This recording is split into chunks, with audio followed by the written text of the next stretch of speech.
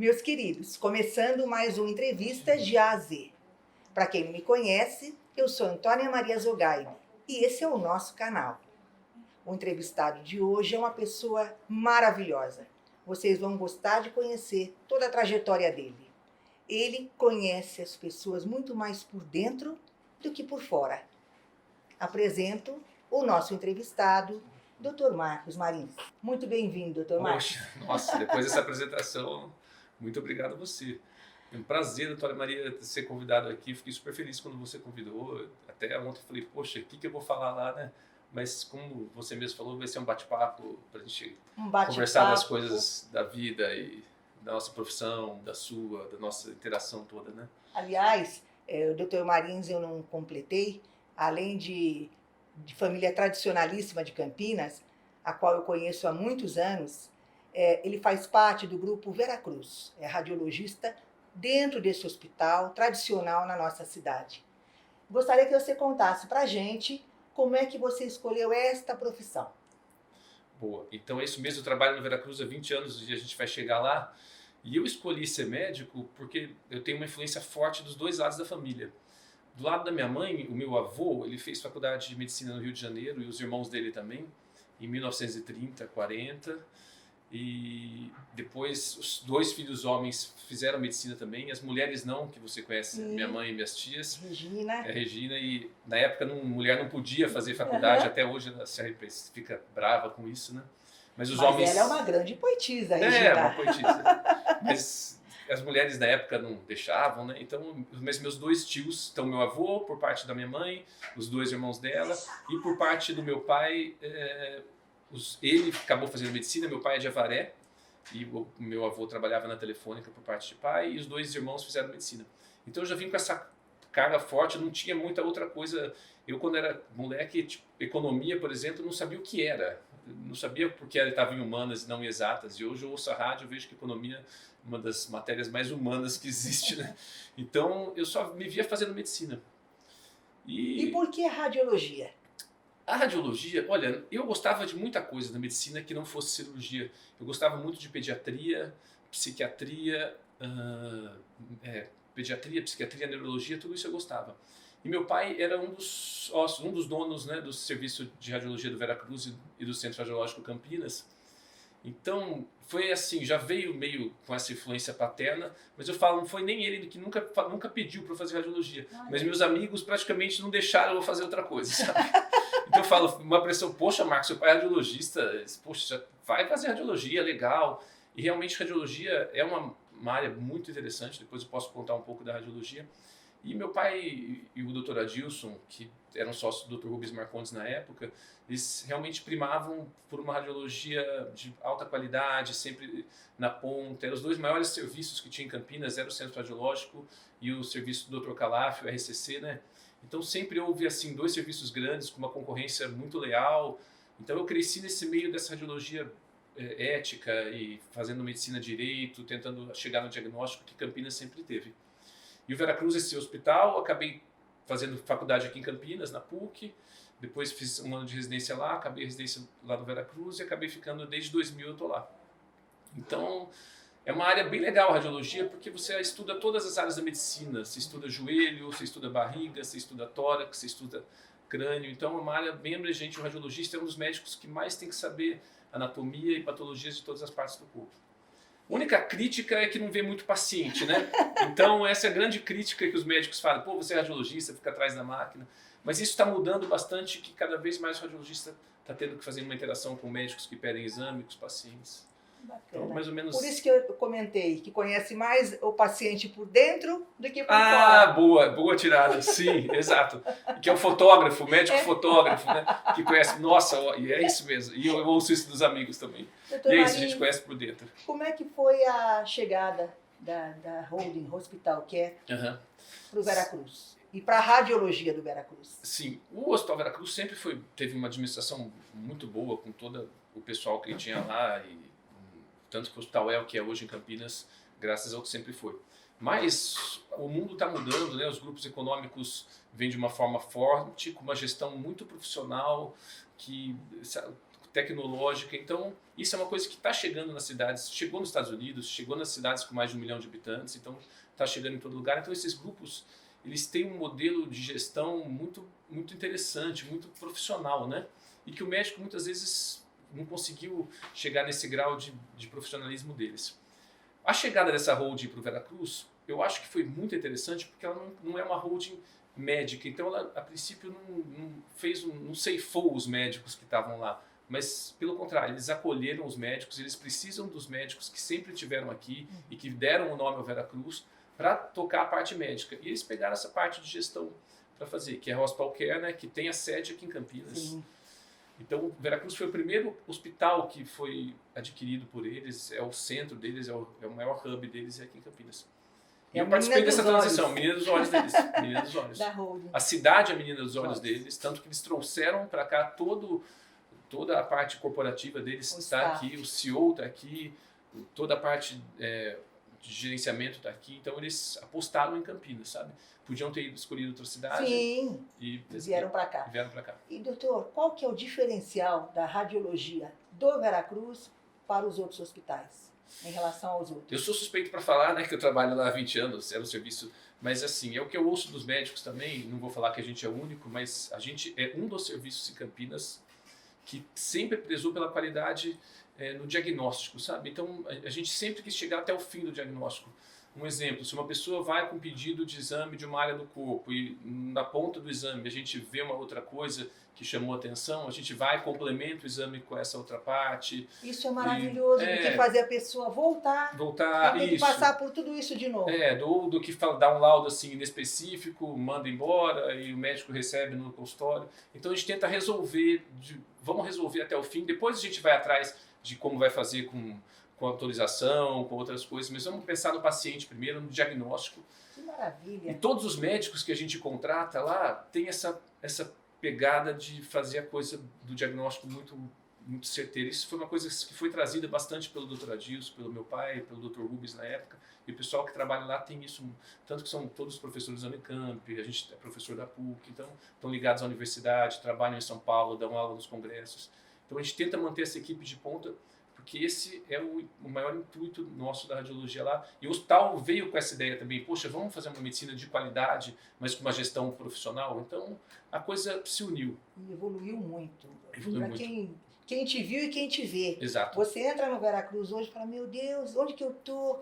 É um hotel, que hotel mais lindo. A reforma que estou fazendo, tudo isso. Tem as coisas que ainda na transição todo mundo vai sofrer um pouco, esse período de transição, acho que independente, se você está mudando de casa, Sim, mudando de emprego, todo mundo. existe algumas coisas que demoram um pouco para entrar no eixo, mas eu acho que a tendência é isso aí voar, viu? E o hospital crescer e ficar agora referência com a casa de até saúde internacional. Junto. Isso, então é um grande hub em Campinas, que tem o Veracruz, tem a casa de saúde, tem Indaiatuba, tem Sumaré, então eles consideram isso o hub Campinas e querem cada vez fortalecer mais. Beleza. Doutor Marins, eu tenho muito medo de fazer exame naquela máquina. De ressonância. Que a gente pode dar de dica para as pessoas que têm tanto medo quanto eu? Uhum. E não é só você, familiares meus vão e não conseguem fazer exame, então é super comum, porque o equipamento de ressonância, principalmente, ele tem uma circunferência um pouco fechada, de 60 a 70 centímetros. Então as pessoas não gostam mesmo de entrar nesse tubo, né? Eu tenho fobia. Fobia. Quando eu entro lá, eu quero morrer. Exato. Quero sair logo. Aí eles falam 45 minutos. Algumas alternativas ajudam você fazer uma respiração, colocar um tampão, mas olha, não consigo de nenhuma forma, né? Uma coisa que ajuda muito, que um paciente que é amigo meu que me deu essa dica, levar um acompanhante, e esse acompanhante fica com a mão em você, por exemplo, isso ajuda muito. Então, você sente um contato físico de alguém, essa pessoa dentro da sala, isso ajuda. Ajuda muito. Ajuda muito. Não conseguiu de jeito nenhum, tem que ser feito com anestesia. E a gente tem a equipe lá, do Gabriel, toda a equipe de anestesia que dá um super apoio pra gente. Não conseguiu, agora a gente abriu vários horários com anestesia, agenda com anestesia, dorme e faz. Mas assim, tentar fazer sem anestesia, que dá, relaxa, mas assim, tem gente que não consegue mesmo. E não é frescura da pessoa, são coisas neurológicas da nossa cabeça e das nossas... Neurológicas não, são coisas do nosso emocional e que fazem parte de cada pessoa. A gente tem medo de altura, de avião, de tudo. Sim. São os nossos medos normais. Tenho Então não é medo de vergonha. entrar no túnel. Tenho Isso. medo de... Porque tem paciente que vai com vergonha para mim, olha, desculpa, eu não consegui ficar. Não tem desculpa. Não conseguiu, não tem problema. Eu já chego falando, eu vou dar um show. Isso, então, não, mas não, todo radiologista está acostumado com isso. Então tá bom. Doutor Marins, mudando um pouquinho do trabalho para o teu lado pessoal, Uhum. eu sei que você é músico e compositor da melhor qualidade. É, sim. Como é que surgiu isso? Eu não sou músico, eu falo que eu transito entre um músico profissional e um músico amador. Eu estudei, mas não sou um músico profissional, mas sei um pouco mais que um músico amador. Isso que eu contei do meu avô, que morava no Rio de Janeiro na década de 30, 40 para fazer faculdade, na Faculdade do Rio de Janeiro, que hoje é o UFRJ, ele tocava piano e para se sustentar ele tocava em cinema mudo. Olha. Piano nas noites dos cinemas, então com isso ele tocava muito bem piano. E nos almoços de domingo, durante toda a minha infância aqui em Campinas, que eu ia na casa dele, ele tinha um piano de 1 quarto de cauda, ele ficava tocando Chopin,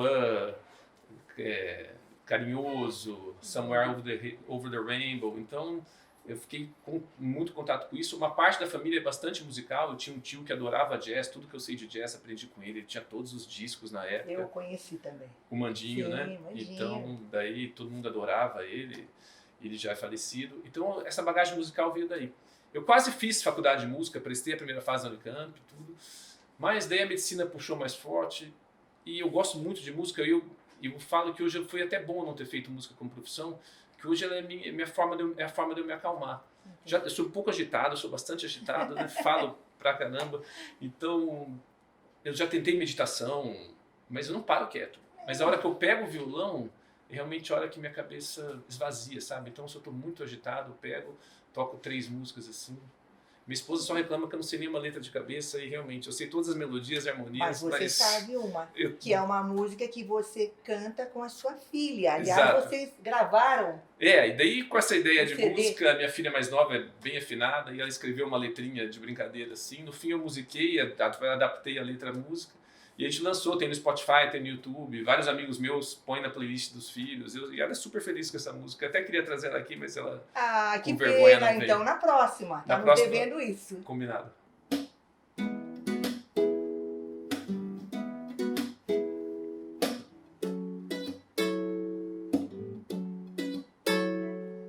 Melão, morango, melancia, frutinhas tão saborosas. Durmo à noite com minha girafinha e sonho coisas maravilhosas. Escola de manhã cedo, uniforme cor de milho, bolo e suco levo de lanche, pesquiso sobre elefante.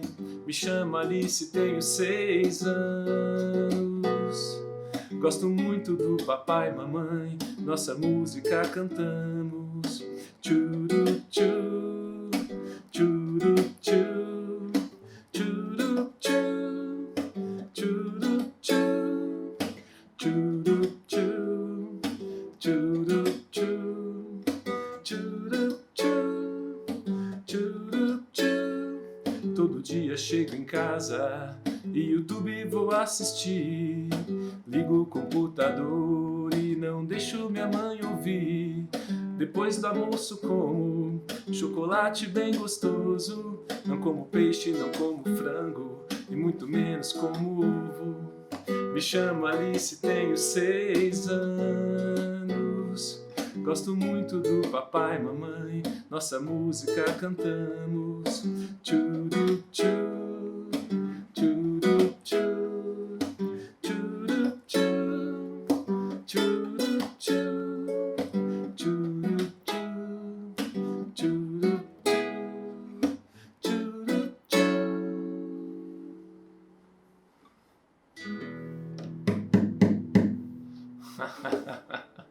Boa. Que maravilha! Essa música que você tocou pra gente, que você compôs com a sua pequena. Como é que ela chama? Alice. Alice? E ela tinha 6 anos, hoje ela tem 9, né? Então hoje toca essa música que fala, eu chamo Alice, tenho 6 anos, ela fala, pai, mas eu tenho 9. Eu falei, não, mas a música... Doutor, como é que foi a emoção de compor uma música com a sua filha? Olha, é emocionante, mas às vezes eu ouço músicos dando entrevista, é assim, o processo de criação, ainda mais com criança, não é tão fácil assim, porque o pai, quando pede para a criança fazer uma coisa, ela não quer, né? Não. Então, eu falo, filha, vamos fazer uma música? Ah, pai, não enche. Então eu tive que fazer falei, escreve umas coisas legais aí que você faz num papel. Que fruta você gosta? Ela pôs melão, morango, melancia. E que cor que é seu uniforme da escola? Ah, o pessoal fala que é pipoca. Daí eu fui juntando essa compilação, falei, vamos fazer uma música? Vamos. Daí ela, tá bom, posso usar isso que você fez? E daí criou-se isso.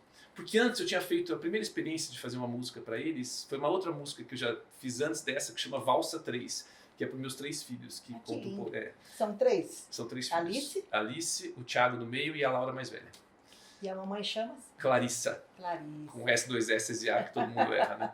Então, daí primeiro eu fiz essa música para os 3, que um maestro que até faz todos os arranjos para Zizi Posse e tudo, ele que fez uma parte de arranjo de cordas, tudo da música também tem lá para ouvir. E depois uma palhinha pra gente. Dessa aí? É.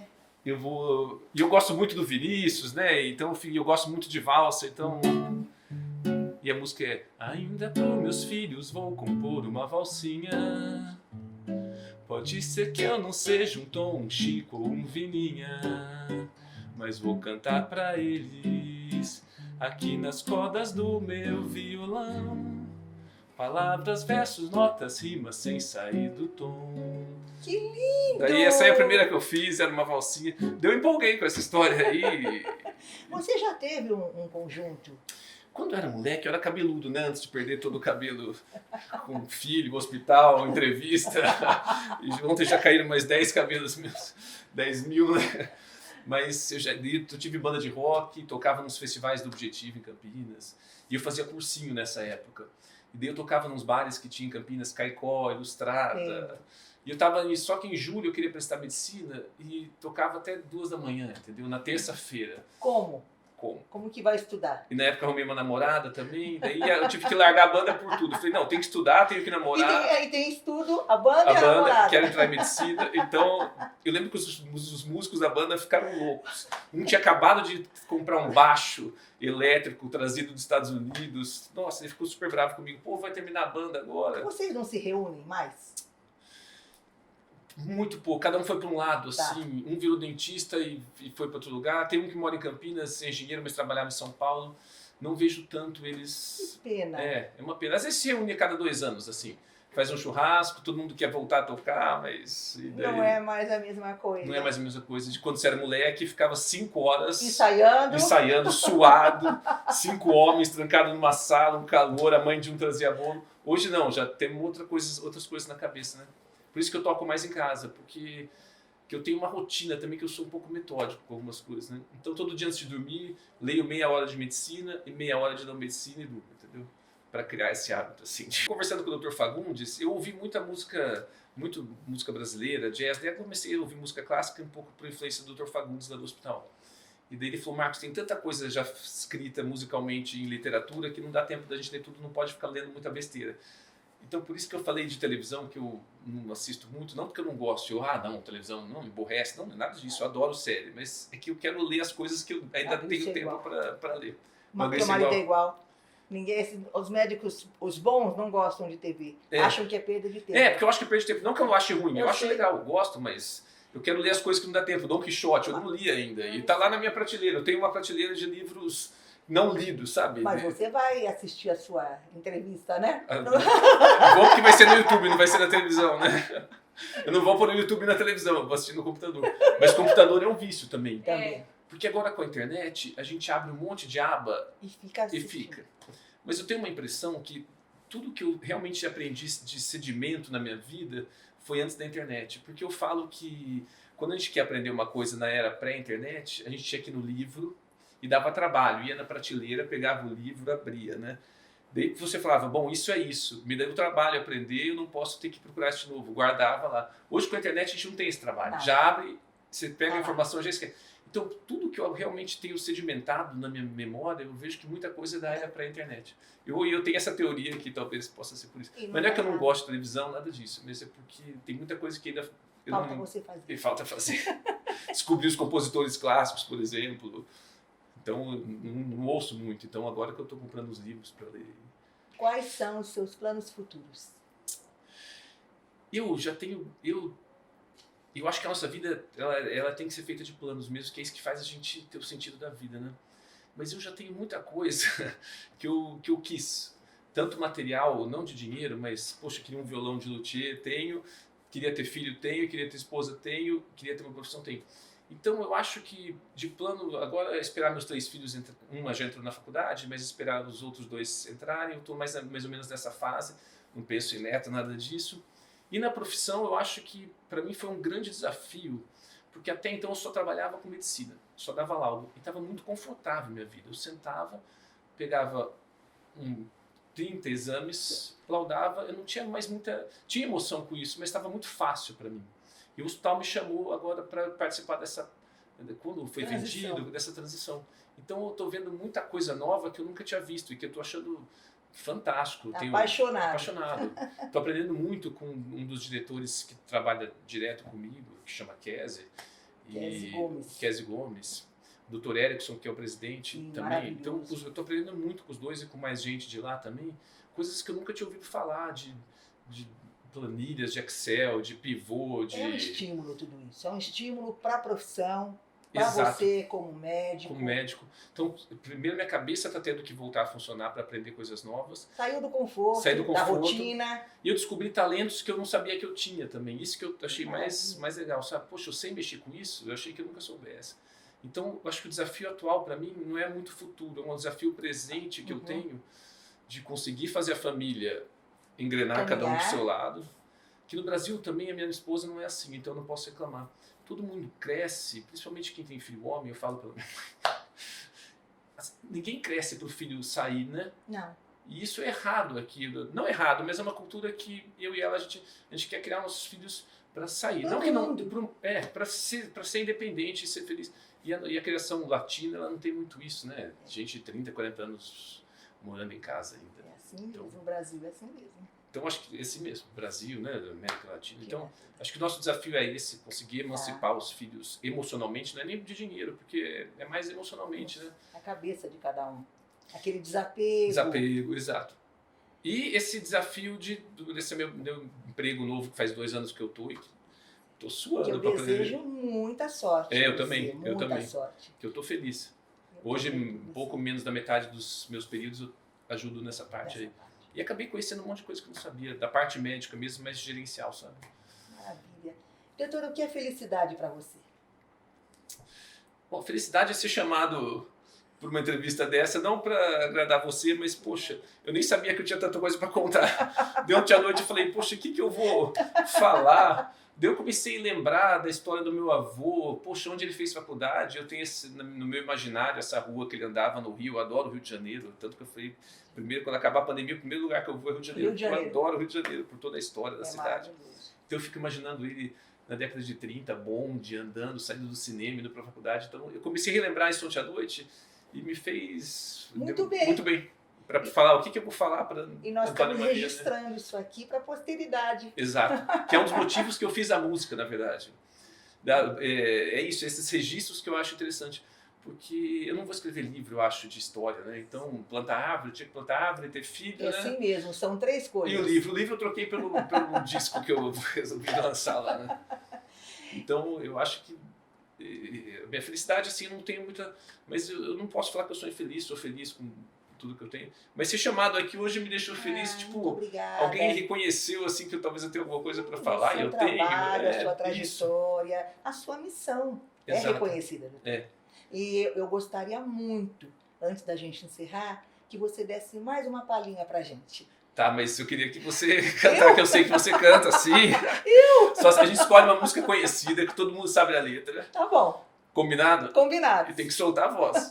Eu puxo, mas... Vou ficar com muita vergonha, mas eu vou tentar. Não, mas é um troco aqui que eu tô dando. Pra eu ter que sair nas câmeras também. Então vamos lá. Ô, joia, ótimo. Vamos.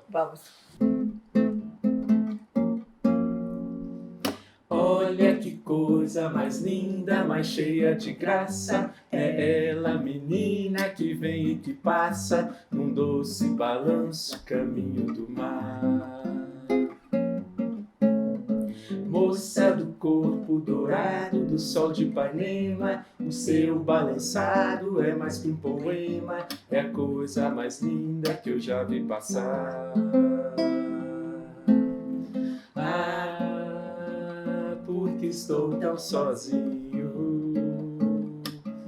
Ah, porque tudo é tão triste.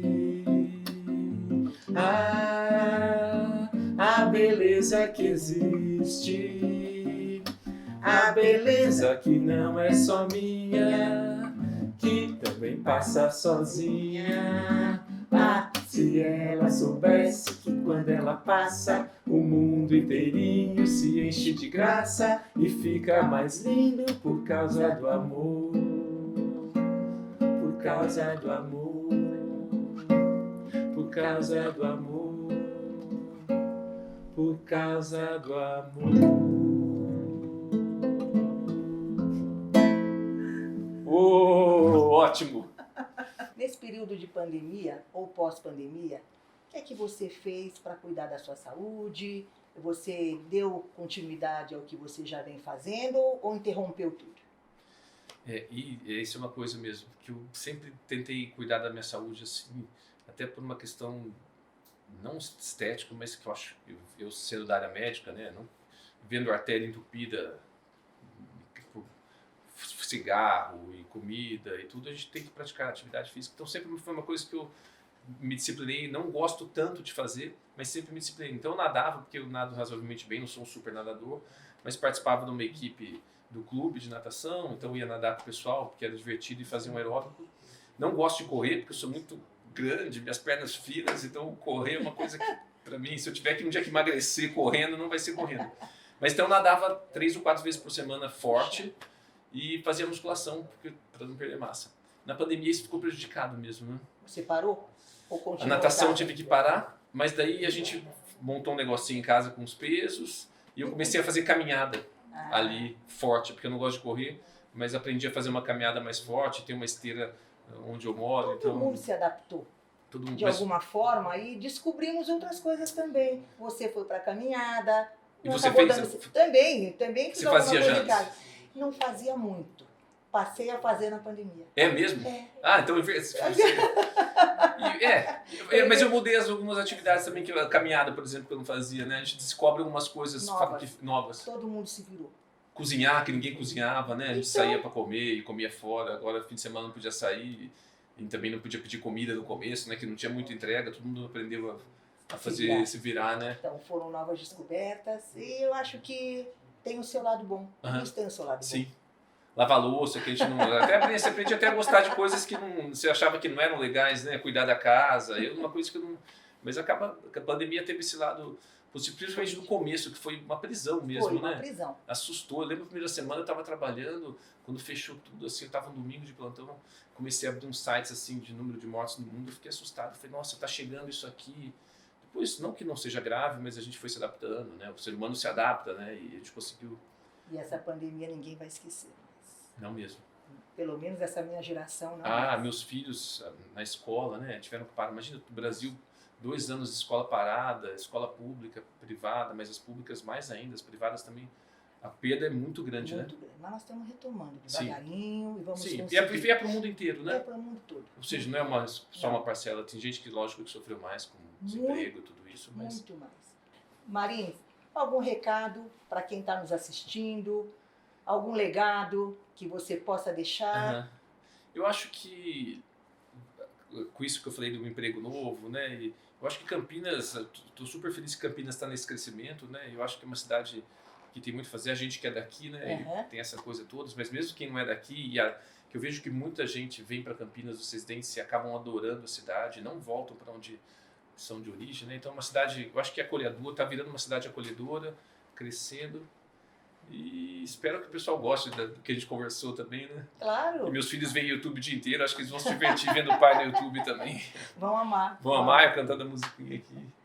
E é isso. Mas eu acho que é mais esse legado aqui que a gente está feliz por Campinas, está recebendo investimento imobiliário, de hospital, eu acho que tem tudo Aliás, muito pra lindo crescer. esse espaço, não? muito legal. Nossa, antes da entrevista até falei, acho que eu vou mudar para cá. Esse Uma vez decorado, por mês vir aqui passar o fim de semana, viu? esse E decorado. super aconchegante. Acústica boa, Boa. né? Silencioso. Padrão Plaenge. Sim. A Plaenge nos recebendo tão bem, Também. como sempre. Muito, Né? muito mesmo. Aproveitando e agradecendo a diretoria da Plaenge por nos Sim. acolher com tanto carinho aqui nesse espaço. Sim.